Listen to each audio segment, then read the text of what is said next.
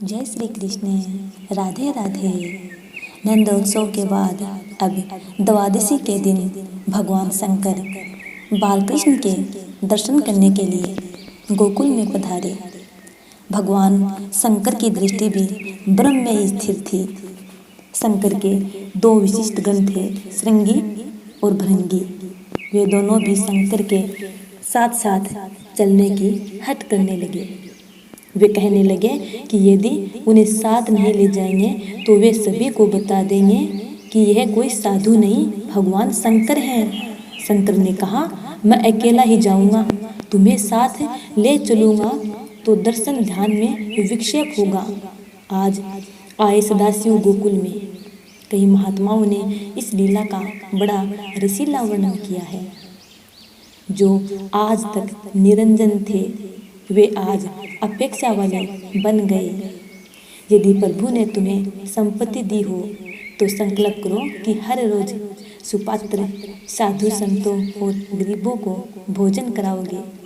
यशोदा जी का नियम था कि सुपात्रों को रोज भिक्षा दी जाए। शिव जी का आगमन हुआ। लोग कहने लगे कि यह साधु तो शिव जी सा लगता है। शिव जी अपने तेज को आखिर कब तक छिपा सकते हैं। शिव जी के पास दासी आई और कहने लगी, महाराज, यशोदा जी ने यह भिक्षा भेजी है, आप इसे स्वीकार करें और लाला को आशीर्वाद दें। शिव जी ने कहा, मैं भिक्षा नहीं लूँगा, मुझे किसी भी वस्तु की अपेक्षा नहीं है, मुझे बालकृष्ण का दर्शन करना है। दासी ने यशोदा को समाचार पहुंचाया कि साधु महाराज और कुछ लेना ही नहीं चाहते। वे तो केवल लाला के दर्शन करने के लिए ही इतनी दूर आए हैं। संत की परीक्षा वेशभूषा या जाति पाति से नहीं, उसकी आंखों और मनोवृत्ति से की जाती है। ब्रह्म ज्ञान सुलभ है, किंतु ब्रह्म दृष्टा, प्रत्येक में ब्रह्म के दर्शन करने वाले संत दुर्लभ हैं।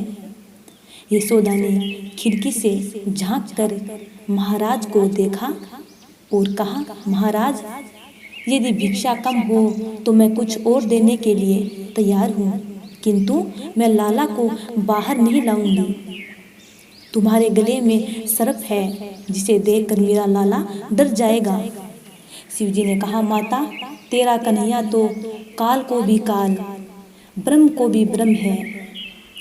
वह न तो किसी से डर सकता है और न उसे किसी की कुदृष्टि लग सकती है। वह तो मुझे पहचानता भी है।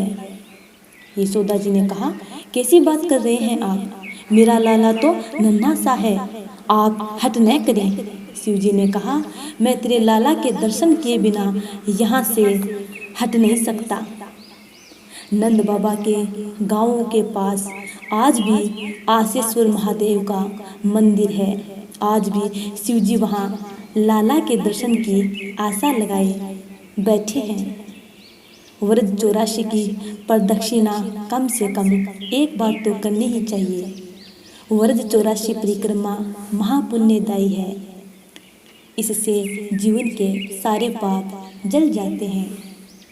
व्रज तो लीला भूमि है। वहाँ बैठकर ध्यान करोगे तो परमात्मा स्वयं लीला रहस्य समझाएंगे। इधर बाल कन्हैया ने जाना कि बाहर शिवजी पधारे हैं और माता उसे वहाँ नहीं ले जाएगी तो जोरों से रुदन शुरू कर दिया।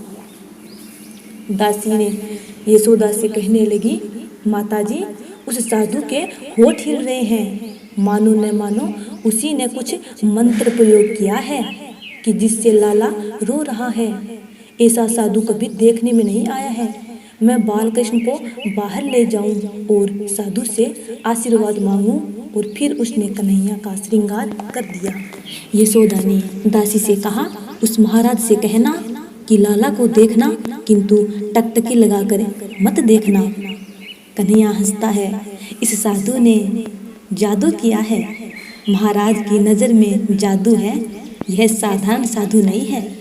दासी लाला को शिवजी के पास लाई। शिवजी ने दर्शन करके प्रणाम किया। दर्शन करके आनंद तो हुआ किंतु तृप्ति नहीं हो पाई। मुझे कन्हैया से मिलना है, आनंद अद्वैत में है, द्वैत में नहीं।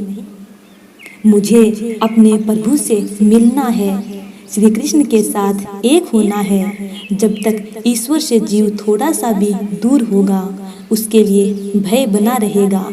शिव जी ने सोचा कि यदि बाल कन्हैया मेरी गोद में आ जाए तो बड़ा आनंद हो जाए। शिव जी कहने लगे, तुम इस बालक के भविष्य के बारे में पूछती हो, यदि उसे मेरी गोद में दिया जाए तो मैं उसके हाथों की रेखा अच्छी तरह से देख लूं। यशोदा जी ने बाल कृष्ण को शिव जी की गोद में रख दिया। शिव जी समाधि में डूब गए। बातें अद्वैत में नहीं हो पाती, द्वैत में ही होती रहती हैं। जब हरि और हर एक हो गए हों, वहाँ कौन क्या बोलेगा। शिव जी ने यशोदा जी से कहा, माता तेरा पुत्र सम्राट होने वाला है। शिव जी ने तांडव नृत्य किया। अति आनंद की अवस्था में जीव नाचने लगता है। हाथ में अमर फल आने पर लोग नाचने लगते हैं, तो इधर तो शिव जी के हाथों में बाल कन्हैया आ गया है। शिव जी नृत्य में तन्मय हैं। वहाँ नंद बाबा आए। भगवान शंकर की जय जयकार हो गई। बाल कृष्ण को हृदय में बसाकर शिव जी पुनः कैलाश लौटे। कथा कैसी लगी? यदि अच्छी लगी हो तो लाइक, कमेंट और ज़्यादा से ज़्यादा लोगों में शेयर करना। आगे आने वाली कथा का इंतज़ार करना। तब तक के लिए जय श्री कृष्ण, राधे राधे।